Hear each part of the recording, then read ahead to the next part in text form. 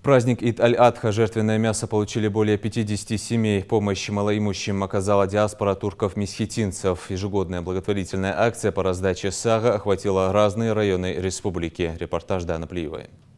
Мясо раздают более 50 семьям. Это те, у кого не получилось провести обряд жертвоприношения. Ежегодную акцию в регионе проводит диаспора турков-месхетинцев. Для Бинали Халилова, руководителя общины, это не просто богоугодное дело, а возможность еще раз сказать спасибо гостеприимному Ингушскому краю. В республике вместе со своими земляками он проживает больше 30 лет.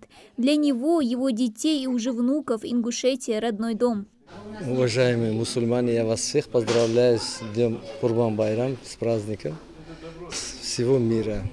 Дай Аллах, чтобы кто это в этом году резал Курбан, Аллах, чтобы принял.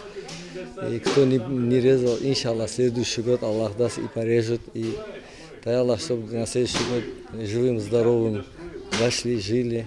Всех благ, счастья, здоровья, всем мусульман, в том числе всему миру.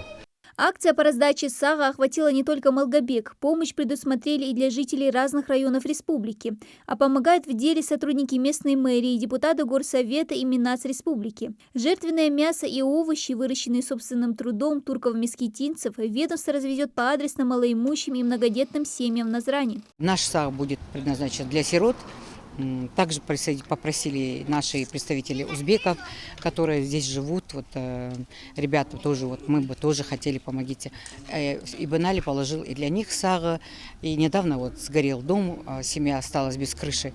Им повезем саг, дал Яндали. И так эти акции, наверное, они нужны, они должны быть. А пока депутаты горсовета раздают сага в Малгобеке. Получить такую помощь, тем более в священный праздник, для Лемки Балхаевой приятно вдвойне. Семья ютится в вагончике. Денежных средств не то чтобы провести гурб, так и на самое необходимое порой не хватает. Эпилепсия должи, инвалидность с года костяжи.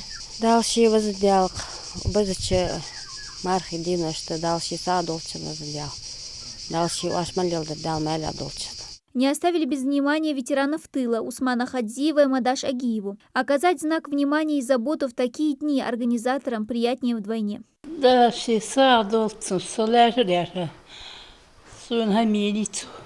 Сага раздали за один день, а осенью диаспора хочет провести еще одну благотворительную акцию, оказать малоимущим семьям продуктовую помощь. Эта акция, к слову, также для диаспоры ежегодная.